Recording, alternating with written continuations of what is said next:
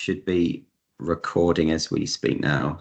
So thank you everyone for joining us today for our sort of launch of our Transition Age Mental Health and Physical Activity project here at Active Essex Foundation. I thought it would be important, although there are some familiar faces that I can see on the call, and it's great to see some faces that I haven't met before.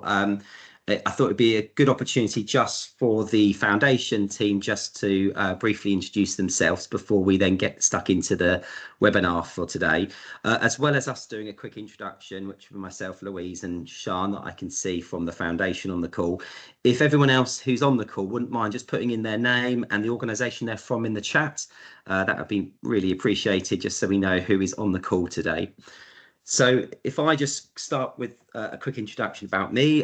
So I'm Luke Tandy. I am currently the project manager for the Sport and Youth Mental Health Project here at Active Essex Foundation. Some of the people on the call today will know that project and are already delivering as part of that programme. And I'm also now going to be sort of overseeing the exciting new projects around the Transition Age Mental Health and Physical Activity piece. So I'll just pass you over to Louise, just to introduce herself. Louise. Hi, afternoon all. Thank you for coming. Yeah, so my name's Louise Voice. I am a relationship manager at Active Essex. I lead on our Strengthening Communities work, and as part of that, I just oversee and support the work of the Active Essex Foundation. So really pleased to be here to help launch the transition work. Thanks, Louise. I'm sure a lot of you already know Louise. And Sian? Hi everyone, yeah, I'm Sian. I can see a few familiar faces on the call, but I'm the project officer on the Sport and Youth Mental Health Project. So I believe the Transition Project is really that extension of age, and I think there'll be some real sort of similarities going forward. So really interested in being here today and meeting some new organisations as well. Thanks, Sian, and a perfect segue straight into the talk today, which is around the Transition Age Mental Health and Physical Activity project. I will attempt to share my screen as we go through, and I think I'll be in charge of slide transition. I will just hopefully put up the slides, and if I can get just a thumbs up from someone just to say that they can see our welcome slide for the webinar. Yeah, excellent. Seeing some thumbs. Fantastic. So we have sort of secured an hour and a half of this meeting today. We're confident we may not need that full hour and a half, but we wanted to make sure there was plenty of opportunity once we've talked through sort of a little bit around the project itself and the opportunities this may present for those of you on the call. We really want to invite sort of questions from the floor off the back of what we share today. So there's plenty of time for some Q&A as we go through. But what I thought we'd do to start with, if I just hand over to Louise just to talk a little bit more about the foundation, for those who may not know much about Active Essex Foundation, and a little bit of sort of a sort of scene setting that led us into this sort of opportunity to proceed with the project that we'll be sharing more about today. So I'll hand you over to Louise, and I will change my slide. I think there we are, Louise, over to you.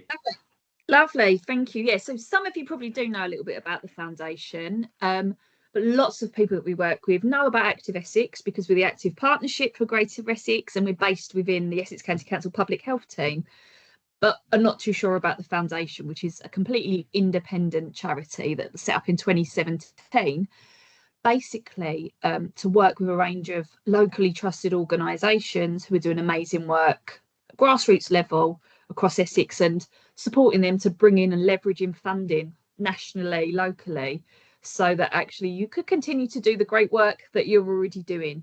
And where we were based at Essex County Council, we weren't able to do that.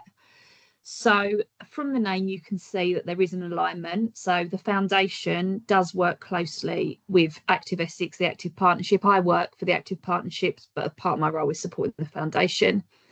And absolutely everything that the foundation does aligns to support the sector strategy for Essex, Southend and Thurrock Fit for the Future. So hopefully you're all aware of that strategy, but if not, we will share. Well, actually, I'll just drop the link after I've spoken into the chat so that you can find out a little bit more, because there's always lots of opportunities for us to work with locally trusted organisations. So basically, the basic line is that the Active Essex Foundation was set up to increase the use of physical activity in sport in order to engage and support the most inactive communities, and to tackle the health inequalities, social inequalities that exist across Greater Essex. So some of you will be part of all three areas of our key bits of work. So we have our sport and youth mental health programme that Luke and Sian lead on. We have our sport and youth crime prevention programme that Jim and Suzanne lead on. And then we have our work around influencing the way that strategic partners and I guess local authorities and funders take an asset-based community development approach. So some of you would have already also done some of those courses. Like I say, we're not an delivery organisation, so we didn't want to set up to compete with the amazing work that was already happening. But what we wanted to do, I guess, was supercharge the stuff that's already happening and look to add value where we could and bring together organisations so that people could work in partnership and share their skills, expertise and reach to audiences. So across the projects, we work in partnership with over 200 locally trusted organisations. Some are sports-based, some are not sports-based, but just amazing organisations like yourselves that are just passionate and doing great work. Thanks, Luke. So just to give you a bit of background and overview, I guess, as to how we've got to this place. We were lucky enough to, last year, to secure funding from the lottery and the local delivery pilot for a sport and youth mental health programme. So we did lots of consultation, we worked with lots of different organisations to identify maybe what the gaps were and what the needs were. And we did get funding for that sport and youth mental health, but again, that's not about delivery, it's about providing support, funding, resources to those organisations that are doing amazing stuff locally.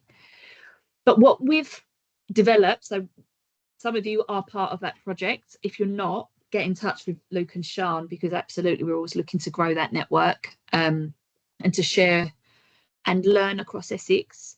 But actually we recognise that there was a gap in the provision that's provided for young people aged 17 to 25, where they move from children's mental health support, which is, there's a lot of support in place, to that adult mental health support, which is a bit like do it yourself, find out what support is out there for you.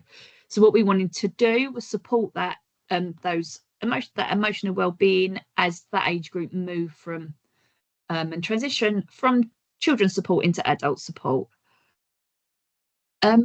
So yeah, I'm just sorry, I was thinking, what else do I need to say?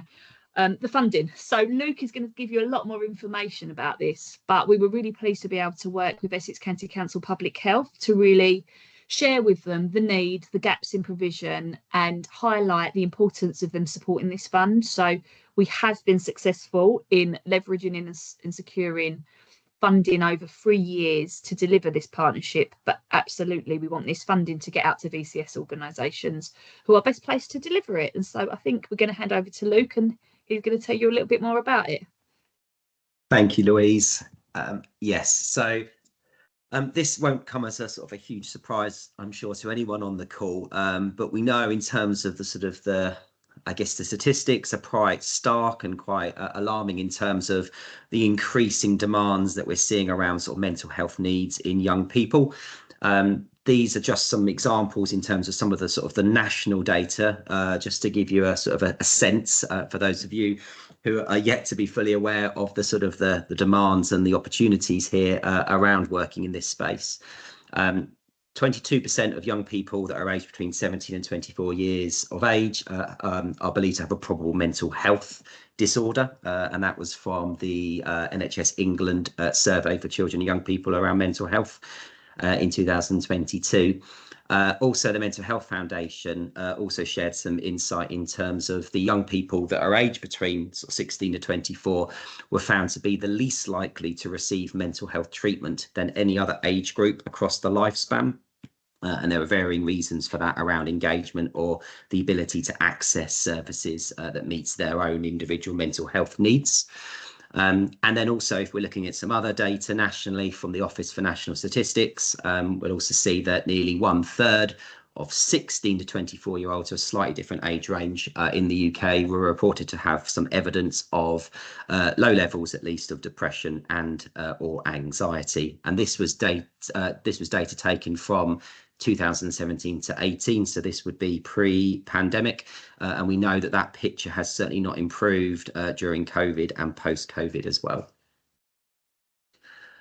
Now, it's important also when we're talking about sort of quantitative data and statistics is that every sort of number, there is actually a person that sits behind that number that will have their own unique story that will affect them personally. And I think it would be remiss of us not to sort of share at least some insight in terms of those that have had lived experience of transitioning from children's and adolescent mental health services into adult mental health services. And the national organisation Mind have actually shared some quotes for some young people that have gone through that care transition period. I won't read those quotes, but you can all see them on the slide. But I think it's just highlighting that this can be an incredibly turbulent time for young people. Even those that haven't got mental health needs, it can be quite a daunting kind of prospect of moving from childhood into adulthood. But if you layer on sort of poor emotional well-being, that can actually be even more unsettling and destabilising for a young person as they move into that early adult stage of their life. Also, we recognise that there can be a significant wait for those that are transitioning from CAMHS-based services to adult clinical mental health services, and that sort of rather long and extended treatment gap can certainly present some challenges where unmet mental health needs are occurring in those young people. But that doesn't necessarily mean they're not considered important, but there is that sort of that delay, and ongoing support can actually be slow in arriving. And unfortunately, that can, as illustrated in the third quote, it can lead to sort of a disengagement of that sort of age group where they then no longer see that they want to access that service, not because they don't have needs, but they feel that maybe that isn't actually something that they're ready for, or that they actually become quite disengaged with it for various other reasons. Now, just moving on to the next slide, Sian, who, as you all know from the introduction, is our project officer for the Sport and Youth Mental Health Project, has very kindly agreed just to share some of her own personal experiences in her journey when she was younger. So I will hand you over to Sian just to discuss a little bit more about her story as well. Thanks, Sian. Thank you, Luke, and a much nicer picture of me on this screen than I'm looking today, certainly. But yeah, hello everyone again, and thank you for letting me share a little bit about my story. Probably with the work that you're doing at the moment, you'll have heard or experienced very similar stories, but just to bring this conversation a little bit more to life today. So as a young person, I recently went on an ACEs course and found out that I had experienced 4+ ACEs, so I was in that category. I lived with violence in my house growing up, and then I lost my dad and my granddad within the space of a year. So it was a really tough time. This was at 13 and 14, but at the time sort of cracked on, did my GCSEs, was sort of looking after my mum at the time, so didn't really experience, I would say, low mental health or recognise it until I hit 17. And at this point it hit quite bad. I was probably on the cusp of crisis at this point. So my mum took me to A&E, as some good parents do, but there was a real confusion at the hospital. Where do we place this young person who hasn't tried to end her life but is in a really bad place right now? And it was a really tough time for myself and my family. But there was nowhere to place me. Some people were saying, oh, she's too old for CAM services, what waiting list do we put her on? But I wasn't currently eligible for the 18+ services either. And this was not only in the NHS. My mum was looking for private health services for myself. And again, it was really unclear as to which category I fell into. And I think what's important was that at that point, I was really desperate, quite desperate for help. And I wanted that help myself. And I think that with any person that has poor mental health, you have to catch them when they're at that point that they will accept some support with their well-being. If you're leaving them too long, they get to a point where they don't want it anymore, or things might get worse. So I think you really have to, I've experienced it in my childhood, in adult life, catch that person when they're on the cusp and they're ready to accept some help. So this was really tough, and unfortunately I've got a very strong independent mother who, despite being a single mum, found me a psychiatrist at the time who was really reassuring, and that was a real big breakthrough for me. But a lot of families and a lot of young people just don't have the money or the support for that. And I know that a provision like this, going around people that were supportive, that could help me with my sport. I was very keen on sport since the age of 14. So just to have some extra help within a sporting space, a space where I could talk, a group of people to be around that maybe were experiencing similar things, would have been really helpful for me. So I won't say too much else, but hopefully that's brought the reason why this needs to happen, because we're 10 years on for me being in that hospital, and I don't see much changing in that space. So I'm really excited to have a little bit of involvement in what's to come. So I'll hand back to Luke. Thanks, Sean. You know, and again, big thank you for you sharing your story. It's so powerful every time I hear it, and we really wanted others to hear that today, just to start to demonstrate sort of that this is so much more than just a sort of a project for us. You know, we have real passion about how we can try and improve the lives of young people and communities that are actually not having their mental health needs met, and those that are most at risk of deterioration and certainly reaching crisis as well. And I'm sure everyone on this call will echo those sentiments as well, and why you're obviously passionate and doing already some wonderful work out in your communities, and how we can supercharge and expand that further. So yeah, thank you, Sean, once again. Really powerful, as Matthew has just said. Thanks, Matthew. So I guess we're moving on sort of into the sort of the information sharing piece now, which might get a little bit drier, but I think it's important information that obviously we want you to know about regarding the actual project. And then obviously the next steps as well. So I'll be walking you through this now. But if there's any sort of real pressing questions that you want to sort of ask as we go along, then please do raise your hand. There will be an opportunity for a Q&A. So unless it's something that you're happy just to wait until the end of the session just to discuss as a group, you know, feel free to want to interject if there's anything pressing that you do want to check as we go through the slides. So as Louise has already sort of covered in those earlier slides, so this is a 3-year funded project that has come through Essex County Council and through the public health team. It will be led by Active Essex Foundation, and there will be a team of us obviously as making up the project team for the 3-year period.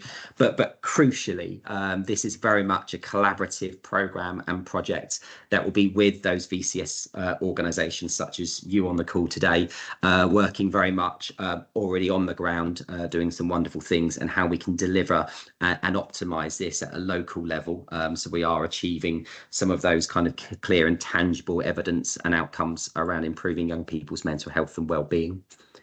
Now, this particular project, and Sian has obviously mentioned this already in terms of sort of her involvement and mine as well in the Sport and Youth Mental Health project.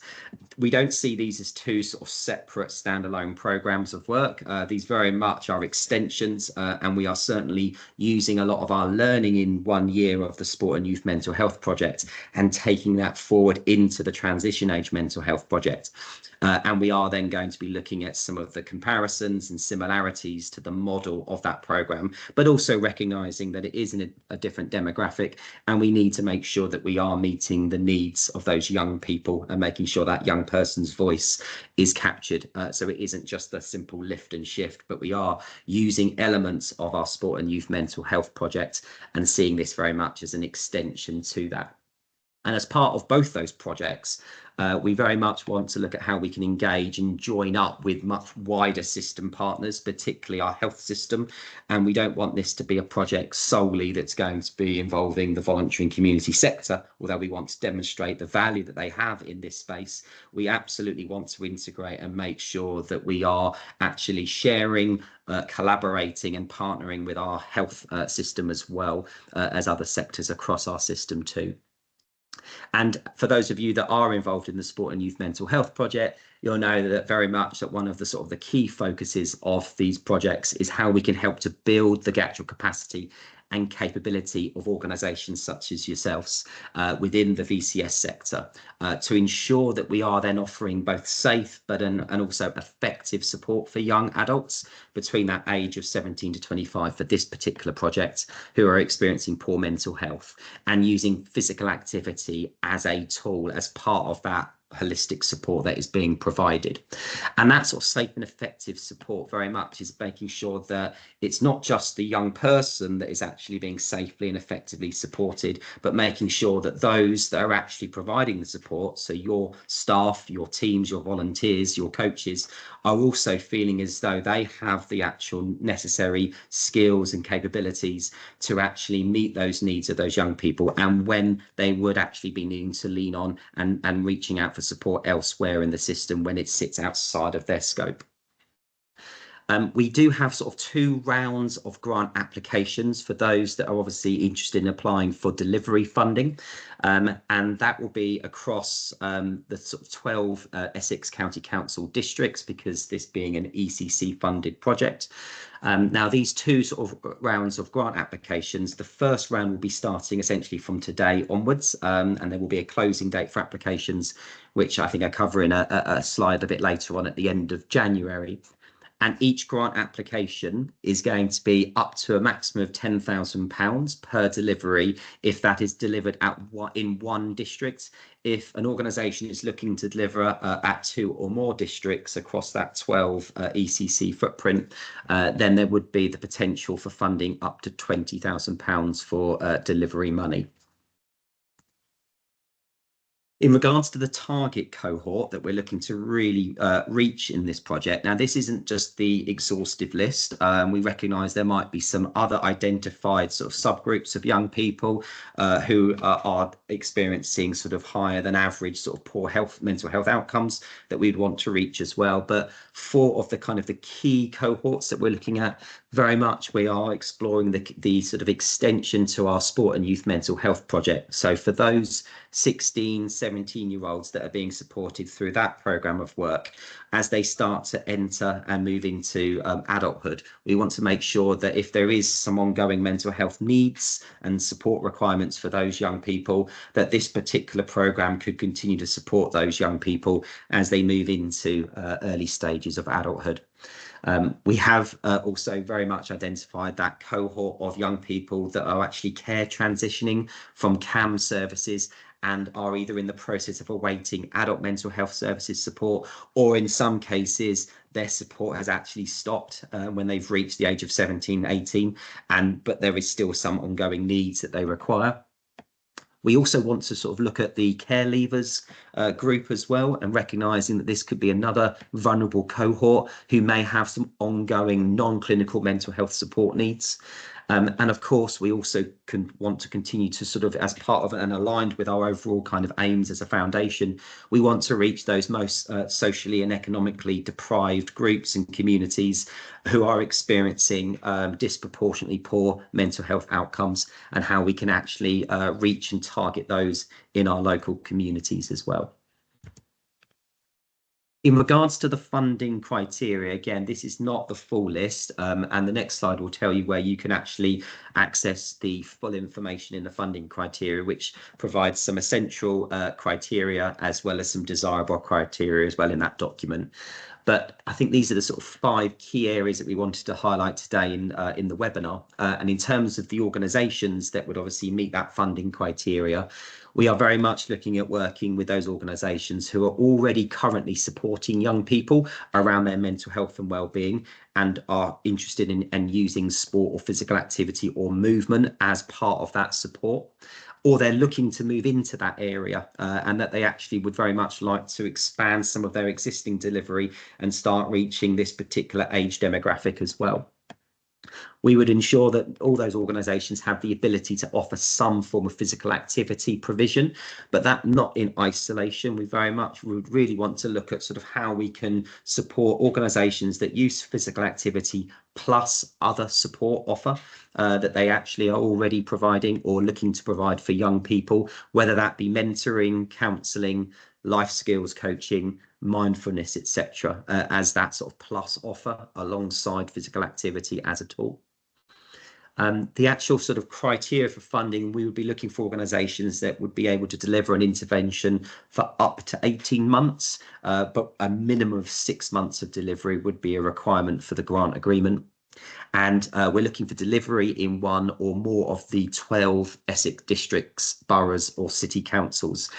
We do have information on our website which does list all of those 12 districts, just in case any of you are unsure what those 12 areas are, just to make sure that it would be delivering in one of those particular districts across Essex County Council. And that the organisations that would be delivering and actually supporting those young people at that local level would be voluntary and community sector organisations, including registered charities or CICs. This is just a screenshot of our website project page, and I think Sian kindly will be, if she hasn't already, will be putting the link in the chat, so you can actually then access the full page, which is now live through our website. But this does have some more information regarding the delivery funding. It does also list those districts that make up the 12 across Essex. And there is some information alongside the funding criteria. There's a link of how you can complete your application for funding, as well as some important guidance notes that sits alongside that, which we would urge you and invite you to actually look through before completing your application. In terms of that grant application process, we would be looking for applications to be completed and submitted no later than the 31st of January next year, so 2025. We obviously would encourage applications to come in before then, but that would be the very latest that we would be closing the first round of grant applications. There will also be the guidance notes that we would encourage you to look through. That very much just provides some more detailed guidelines as to what information we would want to be included in each section of the application form. And by providing that information in the first submission, it would certainly then sort of speed that process up when it comes to reviewing the actual application and not then having to go back to the organisation for some additional information as well. Once you have submitted the application form, you will receive an automated confirmation that that's been sent and received from the team. And then all of those applications will be then reviewed and then will be scored using a particular criteria by a panel. And then a final decision around the outcome of each application will be made no later than the 28th of February. And you'll be notified of the decision regarding that application by that date. I have also put an icon in there of sort of like a party popper celebration. I suppose that was for twofold. Hopefully there'll be some celebration of some delivery money being awarded, but also the significance of the 28th of February is that happens to be my birthday as well, hence why I decided to include that icon. Now, we can pick this up actually in further sort of Q&A section for those who might be interested to know a little bit more about our experiences of the Sport and Youth Mental Health Project. And Sian very kindly is happy to share a little bit more about what that actually looks like on the ground for those that aren't already part of that project. But I think it's really important that we emphasise what are the additional benefits of being a delivery partner with this project, as is the same in the Sport and Youth Mental Health Project as well, because it is a lot more than just receiving delivery money for funding and actually working with a specific cohort of young people. Becoming a delivery partner offers some much wider benefits as well. And that includes sort of joining a much wider network and a growing network of locally trusted organisations who are already and are looking to support young people's mental health through physical activity. And being part of that wider network, there would be an expectation to engage with networking events, some of which can often be in person. And that's really about bringing the network together to make sure that we are sharing, learning, and ultimately we are stronger together as a network rather than working in silos as well. There is also going to be access to some free training. That training will be very much specific to trying to ensure that we are meeting the needs of your organisations to upskill, to build confidence and to build capability and knowledge around working with young people around their mental health and wellbeing through using physical activity as a tool. So there will be some sort of upskilling opportunities for your staff and yourselves within the actual project. And the project team are very much there to support you and ensure that we are helping and assisting you in overcoming any potential challenges that you might be experiencing in terms of your delivery, how we can support you in capacity building as well, to think about more sustainable ways of working, and how you can continue to actually provide ongoing support beyond the lifespan of a project.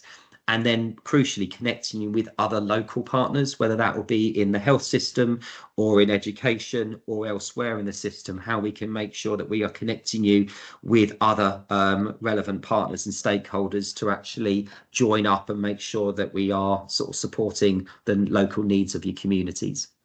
And then also any kind of additional resources that would be of value and help for you to be using with your young people or even with your staff. There will be some resources that will be available throughout the duration of the project and beyond as well, that will help to support and use those particular resources and tools with young people as well.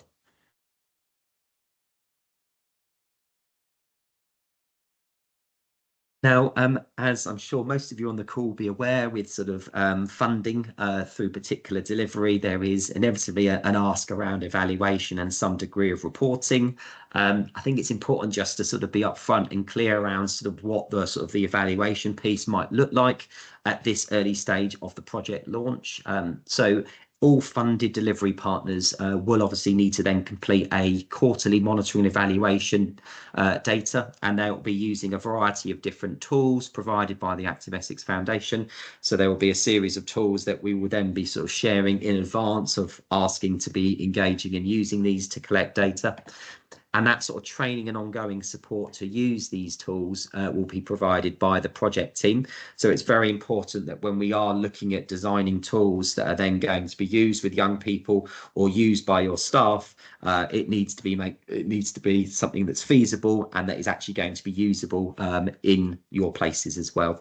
So that's an ongoing piece of work around how we can ensure that those tools are going to be suitable to be used and on the ground.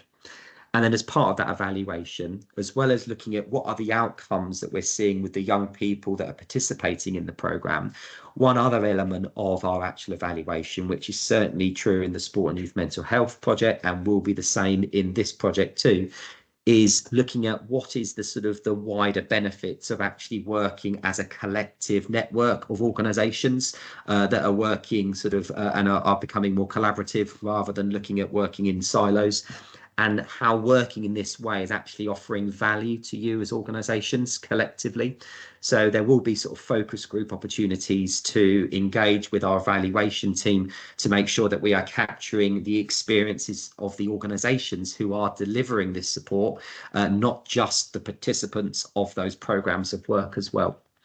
And the actual evaluation framework and the plan for the project is still in the sort of the stages of being sort of worked up and finalised before we kind of eventually launch the delivery, which we're looking to be doing from sort of April onwards. So further information around the evaluation framework and some of those key outcomes, which will be short-term, medium-term and potentially long-term outcomes for this particular project, will then be shared with all delivery partners as well for clarity and a clear understanding of what is the sort of the clear evidence that we're trying to gather to demonstrate the actual value of this way of working. I think that takes us into the Q&A section, and I will stop sharing my slides.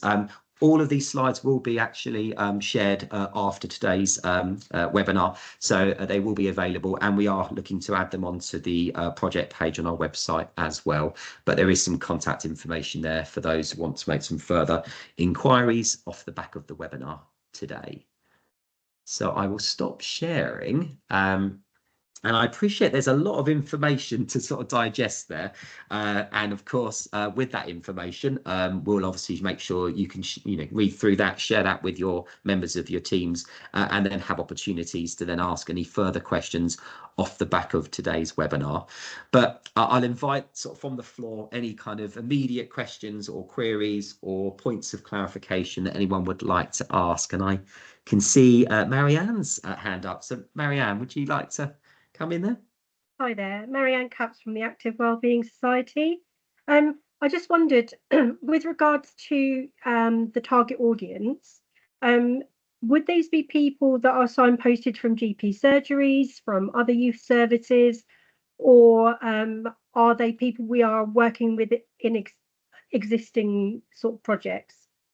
Yes, that's a great question, Marianne. And I would probably, and Louise, please come in as well if you want to add anything further. I would say there's the potential for all of the above from what you've just mentioned. What we certainly have learnt from the Sport and Youth Mental Health Project, and I see there being no real differences, certainly with regards to the transition age group, is that with those locally trusted organisations that are actually already working, already know some of the needs of their local communities, there may be some very different sort of ways of identifying that cohort, and they may well have some quite established ways of identifying them, either through current provisions that they are already offering. It might be through links with potential local GP surgeries. It could even be through the education route, whether that's pastoral care teams, both at schools or in colleges as well.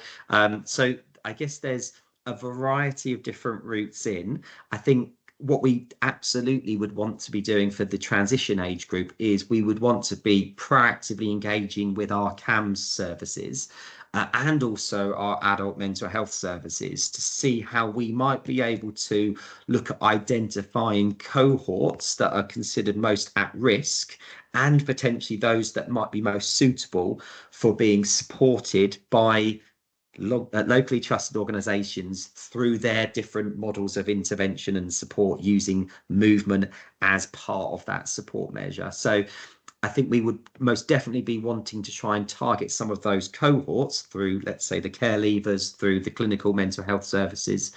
But we wouldn't want to eliminate other referral routes or other ways of identifying those cohorts, because organisations on the ground often understand and know the needs of some of their local communities and how they might be able to reach those particular cohorts that may not be as easy to reach. So we're always open to sort of different ways of actually identifying and having different methods for locating those particular young people where there is clear and tangible need for mental health and physical activity support and interventions. Louise, was there anything else? No, agree with all of the above. Oh, thank you. And I just wanted to ask, with regards to the promotion and marketing of the service as a whole, is that something that will be circulated through like local trusted organisations, through signposting, through CAMS, through all of those people you've just discussed? Yeah, so we're working with our internal comms team in terms of sort of how some of that information around the project can be sort of socialised. I guess that might be socialised with wider partners, for example, when we're thinking about health system partners. In terms of promoting it, are you talking about promoting it in terms of with general public and with people in their own local communities? Is that what you're I'm just checking? trying to think about those hard to reach people that maybe have fallen through the cracks of medical intervention, signposting, those people that maybe don't want to talk about it with anybody, but just so that they're aware that there is a service there that they can access, that they can then maybe go on to find different activities that might interest them. Yeah, I think what we would want to do is work with those locally trusted organisations as part of working up that proposal for the programme as to how might we identify who is going to benefit most from this support and maybe are not being sort of their needs are not being met elsewhere in the system. So I guess that promotional piece might have to be sort of identified at a local level by those organisations, but we could certainly support with some of the material as well that would help to promote that further. Sean, would you like to come in? You might have some experiences you can share. I'm just going to jump in just from my experience on the sport and youth mental health project that we have had discussions or in the process of using a map to map our provisions that can then be accessible for wider audiences to see, like you say, if there's a particular activity that supports that young person with their mental well-being. It might be basketball, they look for a basketball provision with support there. At the moment, we working with comms team to get that in place, which I'm sure we'd be able to mirror for transition age as well. But in the meantime, we do work closely with our locality hubs within Active Essex, so they're really good at getting the message out wider to different services. So it's something that obviously with permission from the locally trusted organisation, we can make sure that that service is sort of pushed out specifically in that area through our colleagues. Thanks, Sean, for that. Thank Yeah, I you. think that's sort of a final point as well. It's about in conversation and in agreement with those locally trusted organisations in terms of how much promotion of your offer and your delivery are you able to promote in terms of your capacity. So we're really keen to sort of look at trying to sort of demonstrate sort of what can be offered and provided through those organisations, but mindful that sometimes there needs to be sort of recognised resource and capacity that follows that too. So, but yeah, we're really open about how we can start to share some better connections and that connectivity that Sean was alluding to in terms of the sport and youth mental health piece, how we can start to map that and make sure that we're promoting that to those, I guess, harder reach communities. But that term harder reach, I find hard to use because sometimes it's more the communities that are easier to ignore, I think, is a term that I think seems more appropriate. They're not hard to reach, they're being sometimes left behind. So I think that's a really important point, Marianne. So thank you for asking the question about how we might promote and really reach those with the greatest need, because we know the mental health needs of our society and our population of all ages is growing all the time, and it's this can't be solved by one sector and by one part of the system, but this particular project can demonstrate the real value that the voluntary sector can have around some appropriate kind of quality assurance in terms of how they can safely and effectively manage and support the needs of young people's mental health, and subsequently not only obviously improve quality of life, most importantly for those individuals and those loved ones around them, but also help to start to alleviate maybe some of those pressures that are being faced elsewhere in the system, particularly in clinical services. Are there any other questions? I can't see any other hands at the moment. Oh, Matthew. Oh yeah, Luke. Yeah, thanks for that presentation. I was just wondering what the overall sort of pot of funding was. So therefore, like, what competition, what chance might there be? Yeah, so I guess proportionally at the moment, we've I probably can't at the moment disclose the full kind of total kind of pot at the moment, but we are proportionally looking at allocating, and in our 2 rounds, we are looking proportionally allocating a similar amount to each of the 12 districts. And so I guess what it would look like might change depending on which applications that we received. We obviously are looking at trying to achieve provision across all 12 rather than having kind of gaps in provision. But it will depend obviously on the delivery grant applications that we receive as to where we may be still not providing or we're not reaching, and then how we might proactively look to engage in those particular districts and with those local authorities potentially to try and actually target those areas further. Louise, was there anything else that you wanted to add about the sort of the funding kind of pot in total? And to be honest, we don't want it to be a competition. We want to support all organisations that want to do this work. So we will absolutely try and fund anyone that wants to do this work if we can. It just might mean more conversations and moving things around a little bit. But yeah, we don't. I know that as we don't want to be seen as funders, but I know funders often push people into competition, and we don't want to do that. So yeah, we're keen to work with as many people as we can. Louise, just to follow on from that point, Matthew, as well, and again leaning on our sort of sport and youth mental health project experiences, I guess the strength of how we're kind of growing that network in terms of working collaboratively rather than in competition. We've actually had some delivery grants that have been awarded to 2 locally trusted organisations that have actually co-bid, and they've actually collaboratively submitted a bid together. So we absolutely recognise that already those that might be part of that network may be working quite closely with other organisations. So we would we're very open-minded as to whether they may be single organisation bids or whether they might be joint bids with other locally trusted organisations. And as a result of that, depending on delivery and number of participants being reached, there may well be some flexibility in terms of the amount of money awarded per actual grant, depending on size and scale. So I think there's some real opportunities that we absolutely don't want to be all kind of fishing in the same pool and competing, but looking at how we can optimize the actual kind of delivery across as many organizations that want to work in this space as possible. Yeah, thanks. That's great. Just a quick follow up. So I know you said that if you're going for more than 2 districts, you could go up for up to 20. What if you were doing like one project in 2 districts and then a different project in another one? Could there be separate bids for that, or can each organisation only do one bid? I think we would probably have to look at that depending on sort of the other bid applications within those different other districts. I wouldn't want to sort of say that would be an absolute no from the outset though, Matthew. I think that would be something that would depend possibly on the applications that we were receiving elsewhere across Essex at that time, and making sure that we're sort of proportionally trying to support all of those organisations that want to work in this space. But yeah, I think that would be something that I think the panel would certainly consider. They wouldn't sort of dismiss that as a possibility if there was identifiable need and potential opportunity to be working maybe with another locally trusted organisation over multiple districts.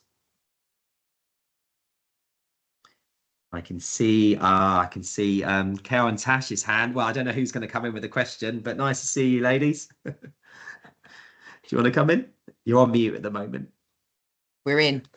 You're in. Hello. Good to see you. Hello, guys. How you doing? Very well. Good, good. So just a question, a couple of questions. You tapped in earlier about saying that some of the kind of referrals or the identified groups of young people could be associated with CAMS. Obviously, as you know, we work closely with CAMS already, but our kind of big question was about schools and PCNs, which again, is there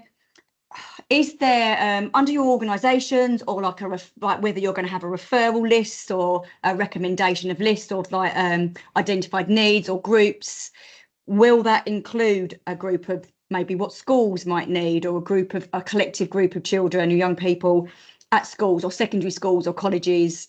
And also then when you're talking about the programs and the funding, where will they be hosted? Will they be in your venues, or will they be venues that we would need to provide, or will that be dependent on who the young people are, and yeah, of course, the areas? Does that make sense, Luke? Yeah, no, it does. I think I've got that now.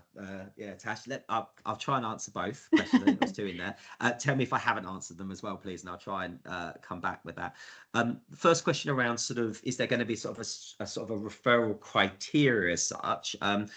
We haven't sort of created one for sport and youth mental health as a project, and I don't think we're likely to be wanting to set a very strict criteria for referring in. I guess as long as we're seeing, I guess that golden thread in all of the actual grant applications is around how that organisation might be identifying that particular cohort of young people where there is a mental health need, with the benefit of offering physical activity as part of that support. I think that would certainly sort of suffice and meet the needs of and project aims, rather than it being a set threshold that we're setting. I recognise, though, at the same time, when we are trying to engage more with our health system partners, and when we're, for example, the PCNs, or even, with CAMS services, in order for them to understand, because there could be a large cohort of maybe young people that might need that, then there may need to be some conversations potentially with those relationships that those organisations might already hold with CAMS, as to what would be the sort of the particular highest risk group that potentially, or the ones that are likely to have the most impact or benefit from being supported through this programme. So I guess there is that sort of opportunity to look at sort of how that cohort can be identified, rather than a blanket referral criteria of do you or don't you meet that criteria, because we recognise that could look quite different from one place to another. Sorry, did I answer your first question? Yeah, and just, you know, like obviously that transitioning with particularly with mental health support services from CAMS to adult, which obviously CAMS is children, but there's obviously progressions. I don't know if you guys have been in contact with progressions, and they are the transition for, so they would be great. We've all identified that there is, as you said, a huge gap for those children transitioning to young adults. We have got it's Polaris, isn't it, and progressions, I think, is the sort of the kind of the service that is the bridging kind of service, and we absolutely see them as a key stakeholder that we would want to be working closely and collaboratively with.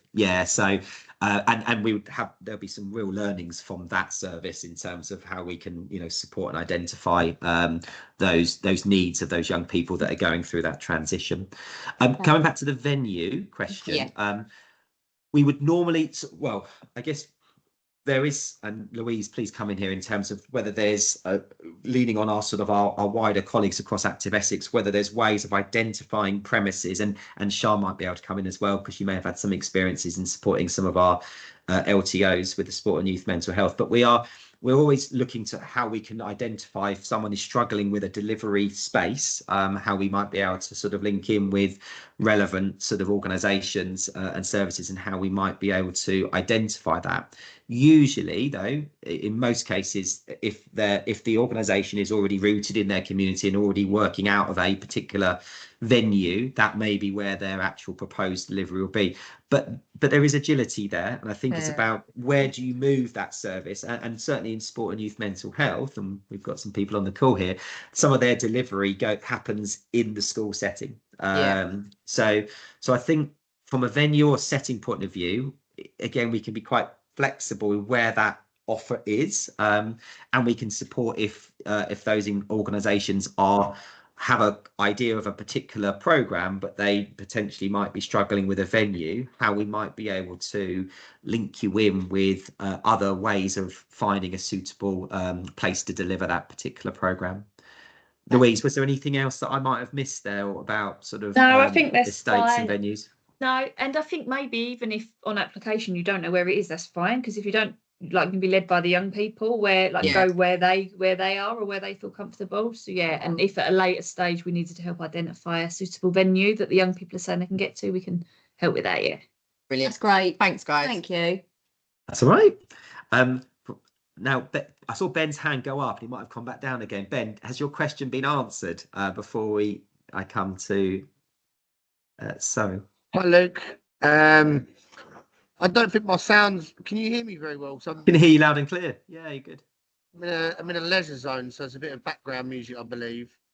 Can't hear that. We can just hear you at the moment. I was just touching. I was just going to touch on that collaborative effort, and I'd be happy to talk to you and other partners if support from other agencies such as ourselves or vice versa can come in and support each other. Say, for example, if there's an area in, say, you know, Chelmsford, and there's a provider there that maybe needed a bit more support for the amount of maybe referrals that they had in the area, then we'd be more than happy to come and have a conversation where we can support on, you know, just to make that project more complete and support the people that are available, and sort of vice versa if that was the case, you know. Yeah, thanks, Ben. Well, first of all, I think that's, we're seeing a round of applause by Tash and Carol there. And I'd like to think whether that's in the sort of the pre-application phase, I think it would be good if there's, let's say there is a particular kind of gap which an organisation is looking to fill, but maybe hasn't got the staff at the moment to fill that. Then I guess that could be something that us as a foundation could then help to link you in with other locally trusted organisations within our network that may be able to help to bridge that gap. And equally, you know, once the actual delivery starts as well, the network, again, coming back to those additional benefits, being part of that wider network, sharing and learning from one another and realising there are a huge amount of expertise and resources that are in the room, actually you can then start to lean on one another. So you may actually be able to, you may be a real asset and provide resource to one sort of part of the actual delivery, but then you might need a bit more support and resource from maybe another organisation to help with another aspect. So I guess that does sort of flow into that sort of collaborative approach, really, rather than competitive sort of mindset, really, going forward. So yeah, thanks, Ben, for raising that. And I guess it's probably just something to consider, you know, with those that are on the call today. If they have, let's say, 90% of what they want to deliver already available within their organization, but they might be missing a small bit of that ingredient, then it would be something that we'd love to work with you to sort of help to maybe, you know, fill that sort of that last bit of the ingredients to, I guess, to make the cake that you're trying to make. But I'll stop using kind of cake analogies now. I don't know if I'm pronouncing your name right. So I can see your hand up, but you're on mute at the moment, and I don't think you know I'm talking to you. Am I pronouncing how do I pronounce your first name? Is it So? Am I doing? Oh. Do me mic. There we go. Is my mic on? Yeah. Hello. I'm sorry. I probably haven't pronounced your name right. It's Sue. It's Sue, Luke. Sue. Oh, there we go. Me? Yeah, I can hear you loud and clear. Thank you for waiting. Right, okay. Yeah, well, I'm really excited to hear this project because, as you probably know, we work already with Boys, the youth group with you, that is funded by Active Essex Foundation. And I do worry that when they get to 16, 17, what's going to happen to them, and also with special educational needs when they leave school. So I'm quite excited to be able to do something like this. But what worries me is that if we get referrals in for mental health, what sort of, how do we actually measure who we take and what we can cope with? I don't want to get out of our depth by perhaps having you know, people with psychotic episodes that we can't cope with. How do we kind of work to be able to cope with what we're actually setting up? Very good question. See what I mean? I'm kind of seeing it's exciting, and I'm thinking of how I could involve various people and how we could kind of work a session. But I'm then thinking, what happens if we've got people we can't cope with? Yeah, no, it's a very good question. I think what we would need to sort of look at is on an organizational basis, looking at what are the levels of knowledge, skills, experience and expertise within that particular locally trusted organization that can then safely and effectively manage different mental health needs. And we recognise that there may well be different levels of expertise in terms of the organisations that we're working with. We know that this is a non-clinical mental health offer, though, and we need to be quite clear about that if there is ongoing clinical mental health needs, then they need to be met elsewhere within the system.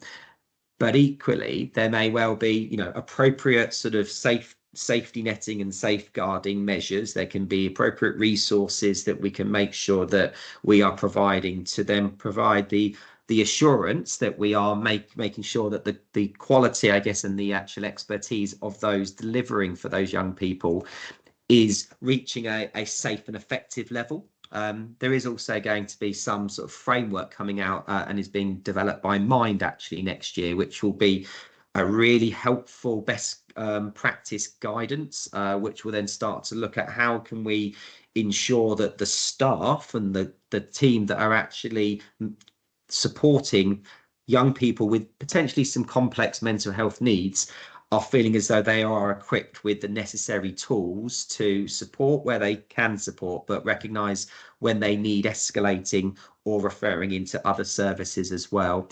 So I think that is a piece that is ongoing in regards to how we safely manage that particular cohort and making sure that it's the right kind of cohort that are being supported in the right setting.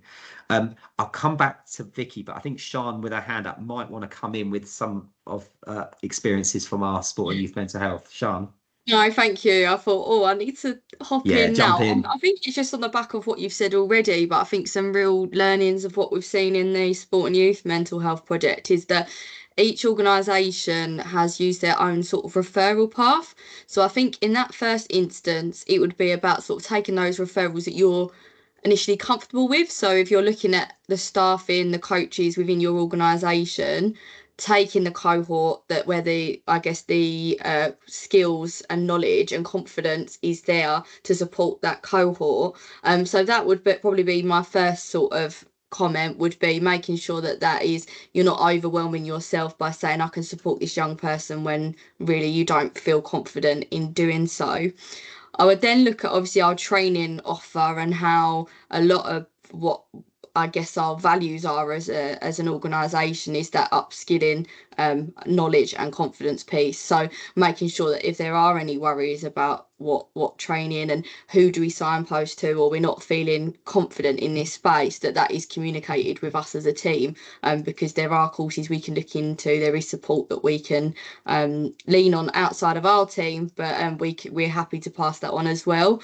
But that's definitely what I've seen is different organisations taking referrals down different routes, whether that be from school settings, whether that be from sort of more health services, and that can really vary, but what we often see is that correlation between that particular area of knowledge and then where that cohort's coming from, if that helps. Thank you, Sian. We will continue to make sure that we are building on the resources as well, to make sure that if there is a disclosure, for example, from that young person, it's making sure that that particular staff member, volunteer within that organisation knows what would be the most appropriate next steps in terms of how they would then sort of either signpost, refer, and act on that disclosure, and then making sure that there is that sort of debrief opportunity as well. So if there is disclosures being made, how we can make sure that the well-being of the actual workforce is also being looked at as well, because we need to ensure that the actual staff are looking after their own emotional health and well-being, and that can be really challenging when you're working in this space, to ensure that you can then support young people as effectively as you can. And just one thing also, as you were explaining, Sian, about sort of the additional wider offer that we might be able to lean on through Active Essex.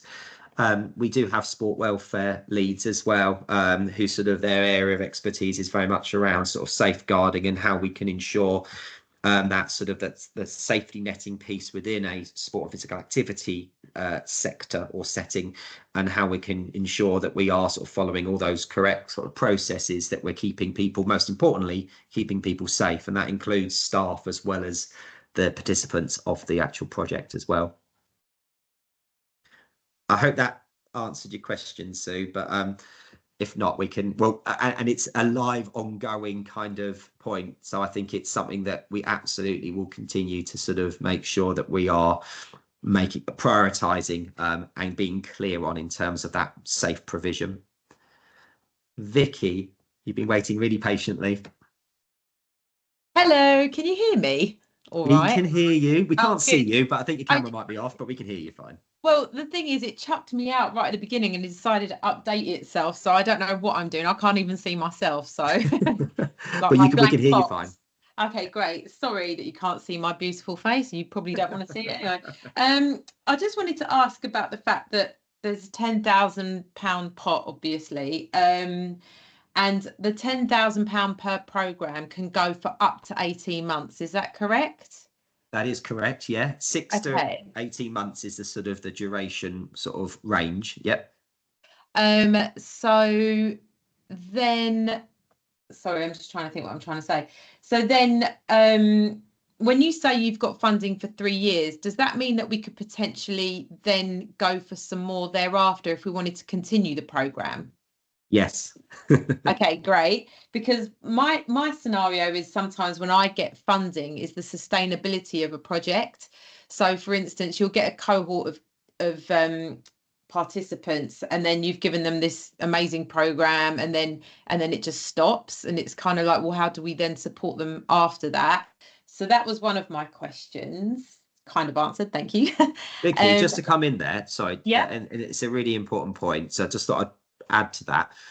With these sort of 2 rounds of grant applications, you know, if we're, I guess with the first round, if we're sort of seeing a sort of a delivery which is demonstrating some sort of significant early sort of outcomes and impacts as part of that monitoring and evaluation piece, we absolutely would sort of then look at how can we explore the extension of that, potentially through that second round of delivery as well, or expand it further. So building on that with those sort of early deliverers is something that we would absolutely want to explore. And that's where I guess that sort of monitoring, evaluation and learning from the initial kind of wave of delivery can be so important in then helping to inform how we then continue to fund that maybe beyond the first sort of wave of grant money. So that would be, yeah, certainly something that we would look to extend beyond that initial kind of delivery period. Right. And then so within the fund that you apply for, could we put development time in that and time that we would need to meet with providers or do evaluations and things like that? Can we use part of the funding for that?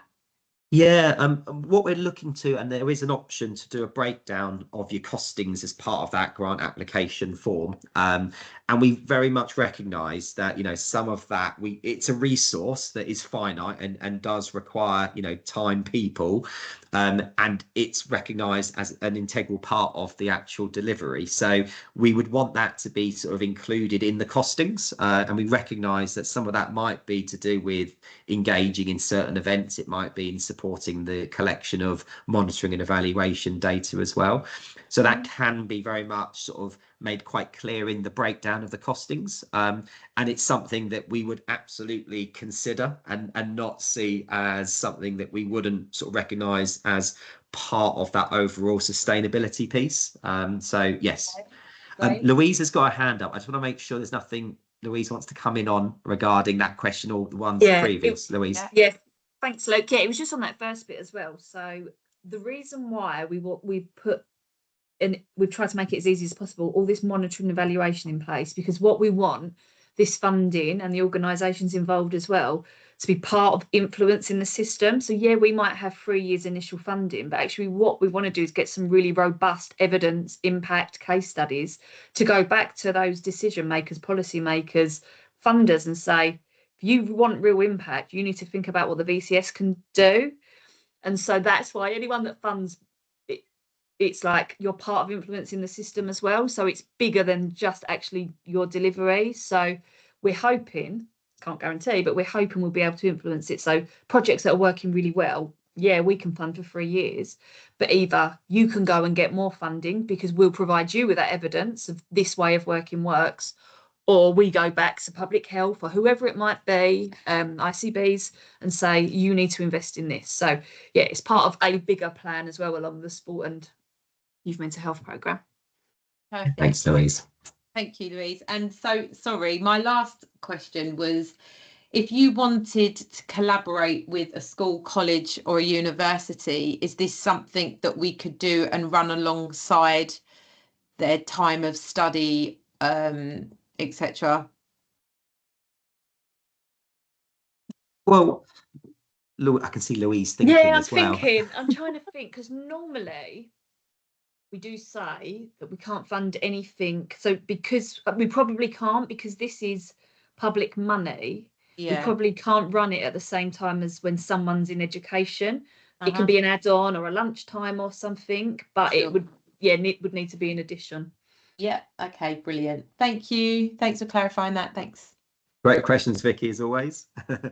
Matthew? Yeah, just to follow up from that, really. So are you looking at 10,000 a year for up to 3 years? No, the initial 10,000 would be delivery between a minimum of 6 months to up to 18 months for that initial 10,000. Now, if that was costed as a shorter duration, but as long as it was at least 6 months plus, then that would be the initial kind of single grant offer. But as we mentioned a bit earlier, I suppose there is that sort of scope that might be an initial phase of delivery, which then might result in a potential extension for funding in the sort of second half of the project. So we haven't announced when that sort of second sort of, I guess, round of applications would be open. We'd expect it to probably be a minimum of sort of 6 months of delivery of the first round in order to start to begin to evidence some of the earlier impact. But we'll be able to sort of confirm when that sort of second round would be made available in either later on in 2025 or early 26. So you're thinking of like basically 2 18-month tranches for the 3 We- years. So it would be theoretically 10 grand a year for 18 months and 10,000 for 18 months and another 10,000 for another 18 months. Yeah, potentially. If we want to cut it up like that, we may still look at that sort of rounds of grants move slightly upstream. So we might sort of look at sort of possibly in some cases actually front loading some of that sort of delivery in terms of funding early to then give those organizations a slightly longer period to plan and obviously look at rolling out their delivery as part of that application. So I think it's important just to probably keep an open mind as to what you feel is going to demonstrate the greatest benefit and impact for the cohort that you're identifying. And if that results in us having to explore maybe a slightly larger amount of earlier funding, if that can be justified through a larger expansion of your program, then I think that would be something we could still explore as part of reviewing each application on a case-by-case basis. Yeah, I suppose my feedback is that, yeah, never look a gift horse in the mouth and all that, but like with inflation and everything else and the national insurance, employer national insurance rises, which is really considerable for organisations employing above 3 people, obviously the increase in minimum wage and all of that, 10,000 doesn't actually go that far once you're setting up a project, and especially if you're going to run it weekly with 2 or 3 staff members. Yeah, like it's not a huge amount of money once you start to break it down, especially if there's all these other on costs. So, you know, I think this is a wonderful thing, and thank you so much for doing it, and thank you for what you've done and brokered the money to get this, to put it out to the voluntary sector. I suppose it's just, yeah, that position that actually £10,000 these days, and especially from April once the new costs are in place, doesn't really get you that far. And once you've done a lot of work to set up a new project or initiative, and it does take a lot of work to engage new clients or, you know, develop a new thing, and then if it's only for 6 months, that's a lot of work, especially if there's a lot of monitoring and evaluation on top of that, which obviously takes management time, and, you know, you've got to do your data collection, all that sort of stuff. Yeah, it's quite a big ask, and I'm not saying, you know, you will get people bid and you will get people doing it, but it's just quite a big ask for not a huge amount of money. No, it's a completely valid point, Matthew, raising some of those real operational challenges around the on costs now, and the challenges, no doubt, with some of these implemented changes that are going to have on small organisations, particularly in the voluntary sector. Louise has got a hand up, so I'm sure she'll come in and expand further from her perspective. Yeah, no, absolutely get that, Matt. I think as well, so you'll see in the guidance stuff, and there's questions about match funding. So we'd encourage match funding. We'd also use this funding to try and leverage in other funding. And hopefully organisations that are interested are already delivering activity like this. So this might add value to open it up to other age groups. So we know, absolutely, yeah, I've worked in charities all my life before this role, so I know what it's like. And I wish we had more money to be able to give, but where we can help add value, bring in other funding, we'll do it. But yeah, I get it. And even if it's a small pilot that we can deliver with a smaller group, I guess it's got to work for, if you decide to apply for it, it's got to work for you, and you don't want to be doing stuff that you're not getting funded for. So I get it. Yeah, thanks, Louise. Yeah, these are real challenges, and we can't, yeah, they're the elephant in the room. You're right, Matt. We can't just ignore them, can we?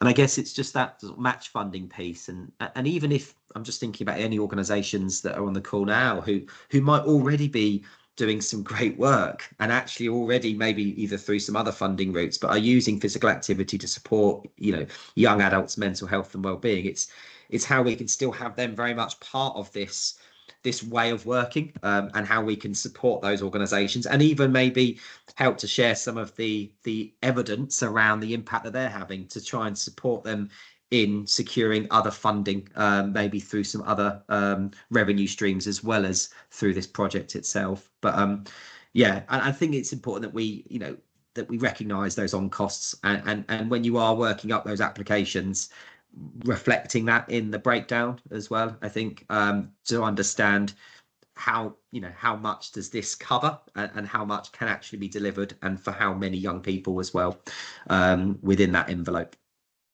yeah, no, real challenge. But yeah, we're hopefully still going to be able to start to build that evidence of how this requires and would hugely benefit with greater investment from some of those larger commissioning bodies for long-term sustainable improvements in population health and well-being, and surprise, surprise, potentially in long-term spend as well as all the other social outcome benefits that we can hopefully begin to evidence from programs of work such as this.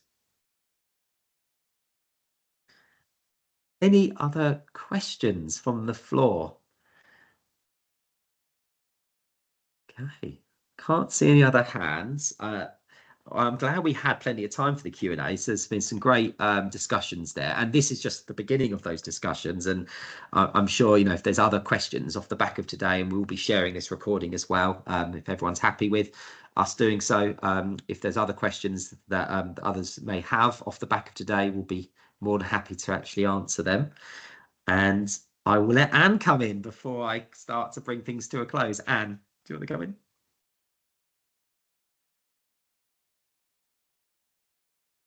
Still on mute at the moment, Anne. I don't know if you've got a issue with your Teams at the moment.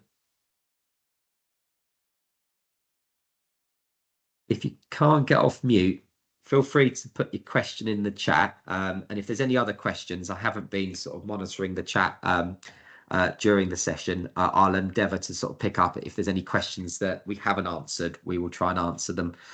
Sorry, Anne, I don't think you're coming off mute, so you might have to just put your question in the chat. Or reach out to us off the back of today's webinar. If